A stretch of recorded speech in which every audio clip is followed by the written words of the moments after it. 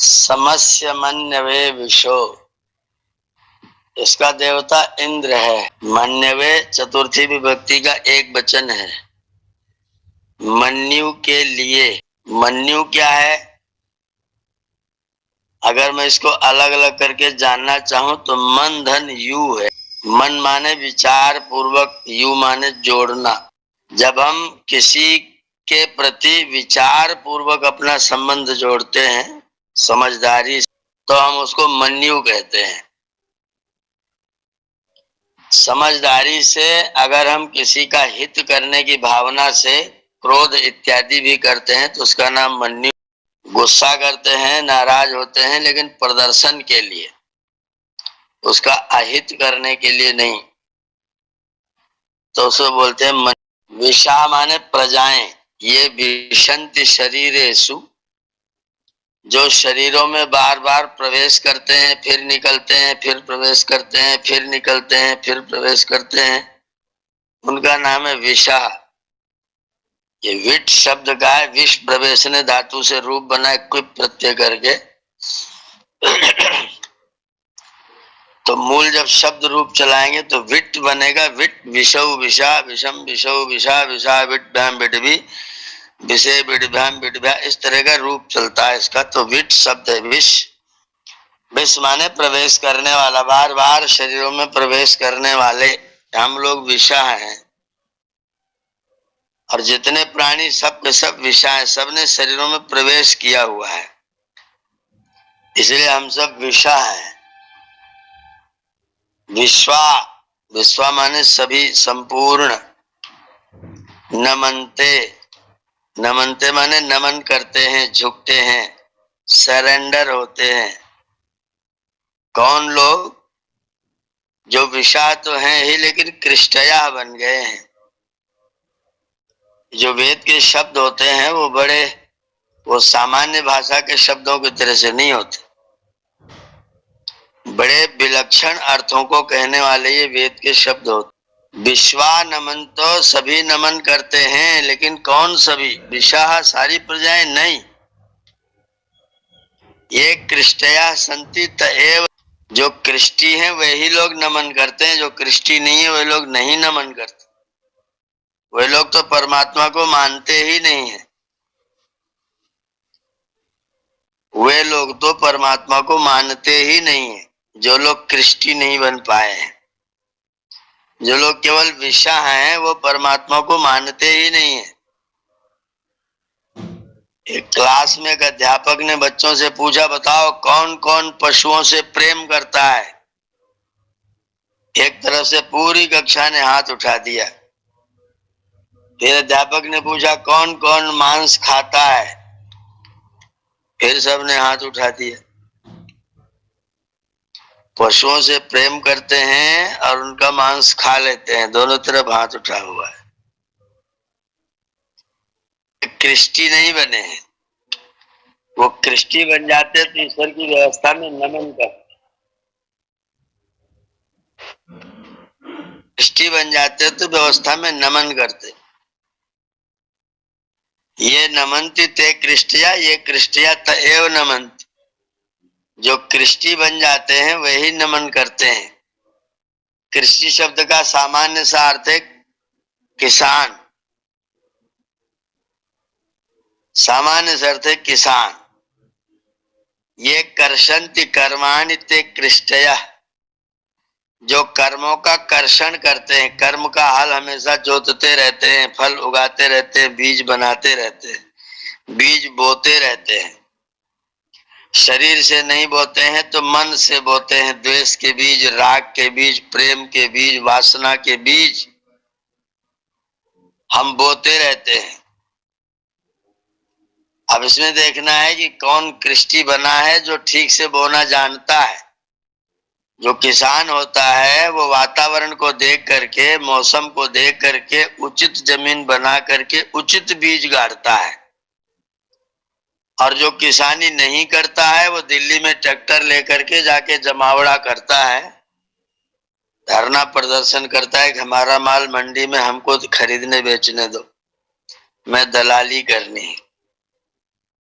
जो कृष्टि बन जाता है वो अच्छे में अच्छा बोता है, अच्छा अच्छा काटता है। जो कृष्टि नहीं बनता है वो परमात्मा की व्यवस्था को कुछ नहीं समझता है, परमात्मा को नमन भी नहीं करता है। तो हमें विशाह नहीं रहना है, हमें खाली विशाह नहीं रहना, हमें कृष्टया विशाह रहना है। हम कृष्टि विट बनेंगे, कृष्टि विट बनेंगे। विट माने प्रजा, कृष्टि माने कर्षण करने वाले, सही मौसम पर सही खेत में सही बीज डालने वाले। हम कृष्टि बने, इसको किसी भी अर्थ में लगा दीजिए। जब आप सत्संग में जाते हैं तो आप ज्ञान का बीज बोते हैं, आप कृष्टि हैं। जब आप सेवा करते हैं किसी की तो आप सेवा के बीज बोते हैं, आप कृष्टि हैं। जब आप सत्संग करते हैं तो आप कृष्टि हैं। जब आप बीज बोते हैं, फसल करते हैं, खेती करते हैं, तब भी आप कृष्टि हैं। जब आप झगड़ा करते हैं तब भी आप कृष्टि होते हैं, तब भी आप बोते हैं, लेकिन बीज वो किसान वाला सही नहीं बोते, बोते कुछ और है। तो फिर वो कृष्टि विषा नहीं रह जाते, फिर खाली विषा रहने लग जाते, जो पाते वो बो देते हैं। कुछ नहीं, खेत को पलिहर छोड़ देते हैं, जाओ देखी जाएगी, अब की बार बहुत अनाज है, कोई जरूरत नहीं, अगली बार देखेंगे। तो वो न जमीन को जोतते हैं, न सही फसल करते हैं, न सही बीज बोते हैं, कृष्टि नहीं बन पाते हैं। सभी लोग, सभी प्रजाएं उस परमात्मा के मन्यु के विषय में सब लोग नमन करते हैं। उस परमात्मा की व्यवस्था में सबको सरेंडर करना पड़ता है, न करे तो भी करना पड़ता है। आप चाहे करके भी उसकी व्यवस्था से अपने आप को बचा नहीं सकते। आप भले ही इधर उधर कितना ही बरगलाते रहिए, घूमते रहिए, झूठ बोलते रहिए, लेकिन आप ईश्वर की व्यवस्था से अलग नहीं हो सकते। आपको पालन करना ही पड़ता है। समस्य मन्यवे विशो कृष्टया विश्वा नमन्त। जो कृष्टि प्रजाएं हैं वे सब की सब नमन करती हैं उस परमात्मा के मन्यु के लिए। मन्यु का मतलब अगर मेरी गलती पाएगा तो मैं दंडित हो जाऊंगा, मुझे दंड प्राप्त होगा। उस मन्यु के डर से, उस मन्यु के भय से विश्वा कृष्टया नमन्ते। सारे किसान लोग, जो अच्छे लोग, विचारशील लोग हैं, वो डरते हैं, उसको झुकते हैं, नमन करते हैं। और जो कृष्टि नहीं बन पाए वो परमात्मा की व्यवस्था को नित्य तोड़ते रहते हैं, रोज तोड़ते हैं, सुबह से शाम तक तोड़ते हैं।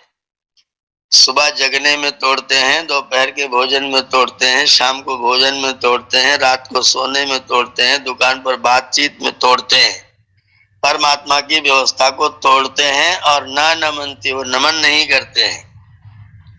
वेद भगवान कह रहे हैं परमात्मा तुम्हें कर्मों का फल प्रदान करे, यद्यपि उसमें तुम्हारा हित है, प्रदान करे तो अच्छी बात, लेकिन अगर तुम इसमें भय मानोगे तो कम से कम आगे से बुरे कर्मों से बचोगे, बुरी वासनाओं से बचोगे।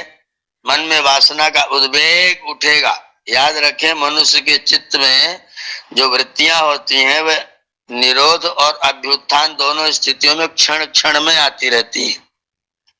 किसी क्षण में निरोध पैदा हो जाता है, किसी क्षण में फिर से अभ्युत्थान हो जाता है, वृत्तियां फिर से प्रकट हो जाती हैं। झगड़ा करने का, लड़ाई झंझट करने का, किसी का नुकसान करने का मन में भाव आता है, तब आपकी वृत्तियां अभ्युत्थान में चली जाती है। जब निरुद्ध हो जाती है तो फिर आपकी वृत्तियां आपको ईश्वर से जोड़ देती हैं।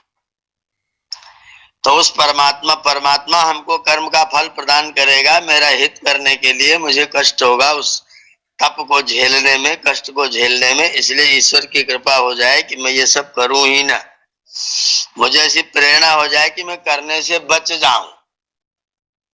विश्वा कृष्टया नमन्ते विशा कृष्टया विश्वा नमन्ते। जो कृष्टया विशा है, कृष्टि प्रजाएं हैं, वह हमेशा परमात्मा के प्रति नमन करती हैं। कैसे नमन करती हैं? समुद्राय इव सिंधवः। यहाँ पर सिंधवा माने नदियां, समुद्राय माने समुद्र। जैसे समुद्र के लिए नदियां नमन करती हैं, दिन रात समुद्र को अपना पानी देती रहती हैं, बिना रुके, बिना टुके, बिना झुके। जैसे नदियां समुद्र के लिए पानी ले ले जा करके समर्पित करती रहती हैं, वैसे हम भक्त लोगों को चाहिए कि हम भी नदी बन जाएं। हम नदी बन जाएं। जात कर्म संस्कार में मंत्र पढ़ा गया है कि समुद्र आयुष्मान सस्रवंती भी आयुष्मान। समुद्र आयुष्मान है, लेकिन वो स्रवंती अर्थात नदियों के कारण से आयुष्मान है। अगर नदियां ना होती तो समुद्र निर्धन हो जाता, गरीब हो जाता। नदियां हैं इसलिए समुद्र कभी भी निर्धन नहीं होता, चलता ही रहता है। उसका कारण है कि नदियां उसको हमेशा कुछ न कुछ देती ही रहती। नदिया ने न दिया होता, नदिया ने न दिया होता तो समुद्र की स्थिति वैसी नहीं होती जैसी अभी है। नदिया ने दिया है समुद्र को, इसीलिए समुद्र समुद्र है। जैसे नदियां समुद्र की ओर को नित्य समर्पण भाव से जाती रहती हैं बिना रुके, ऐसे हम भी अपने समुद्र की तरफ को नित्य चला करें, क्योंकि हमें हमारे कर्मों का फल अवश्य देगा। सबसे निम्न अवस्था है डर के मारा पुण्य करना। सबसे निम्न अवस्था है डर के मारा पुण्य करना। दूसरे नंबर की अवस्था है दूसरे कर रहे हैं तो मजबूरी में करना ही पड़ेगा, देखा देखी करना।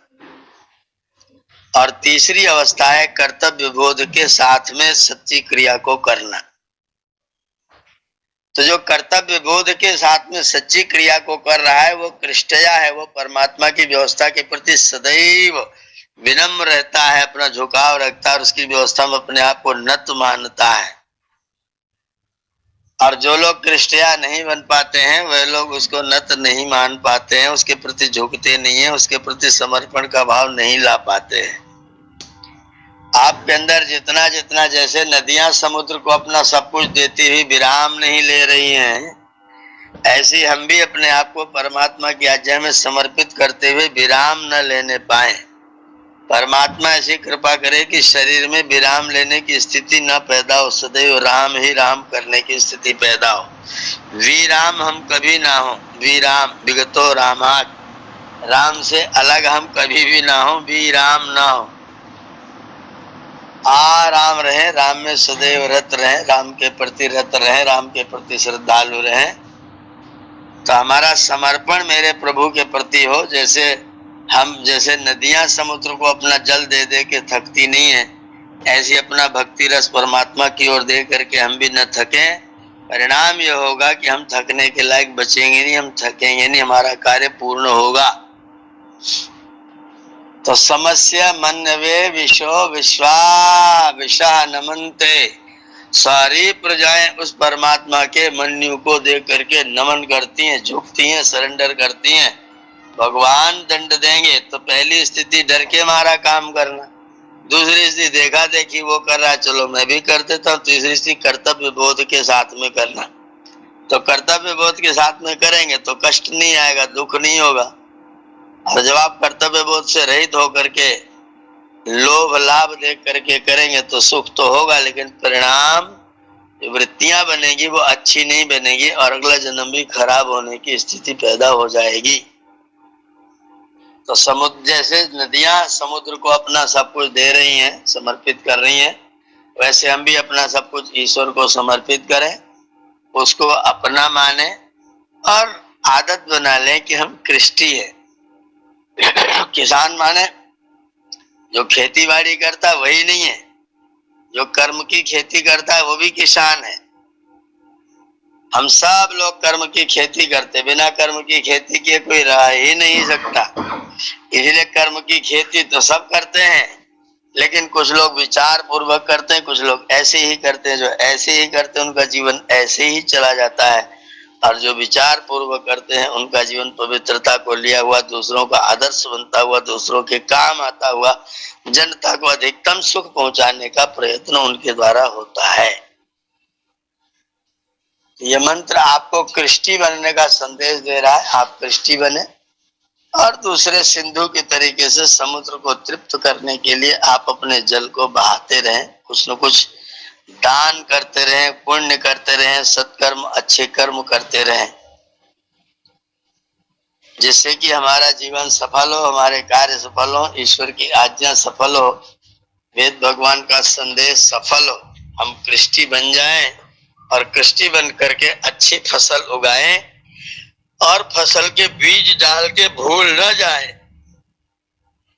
आप उसमें उर्वरक देते रहें, निराई गुड़ाई करते रहे, कोई खरपतवार, गंदे विचार, उल्टी सीधी चीजें आपके हमारे मस्तिष्क में उगने ना पाए। अगर हमारे मस्तिष्क में बेकार की चीजें उगेंगी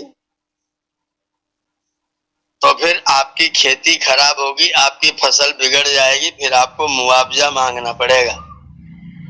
तो हम कृष्टि बने और परमात्मा की व्यवस्था से, परमात्मा के न्याय से, केवल भय के कारण नहीं, केवल लज्जा के कारण नहीं, बल्कि कर्तव्य बोध के साथ अपने कर्मों को करने का अभ्यास करें। हम अपने कर्मों को कर्तव्य बोध के साथ करें, कर्तव्य समझ करके करें। रिया भिया नहीं, श्रिया, 3 चीजें हैं शास्त्र में दी। रिया देयम, भिया देयम, श्रिया देयम। डर के मारा देना चाहिए, लज्जा के मारा देना चाहिए और कल्याण की कामना के कारण देना चाहिए। तो भिया देंगे तो बाद में संकोच होता रहेगा, रिया देंगे तो भी मन नकारात्मकता से भरा रहेगा, जब श्रिया देंगे तो मन में कल्याण का भाव होगा। तो जब भी सहयोग करें अपना तो कल्याण की कामना के साथ में करें, श्रिया करें, रिया और भिया की स्थिति न आने पाए। अपना सहयोग सब तरह से करते रहे और श्रिया करते रहे, न तो रिया न तो भिया। डर के मारा, लज्जा के मारा नहीं, कल्याण की कामना के साथ यदि करेंगे तो हम कृष्टि कहलाएंगे और कृष्टि कहलाएंगे तो परमात्मा की कृपा की प्राप्ति आपको होगी। ये मंत्र का संदेश है।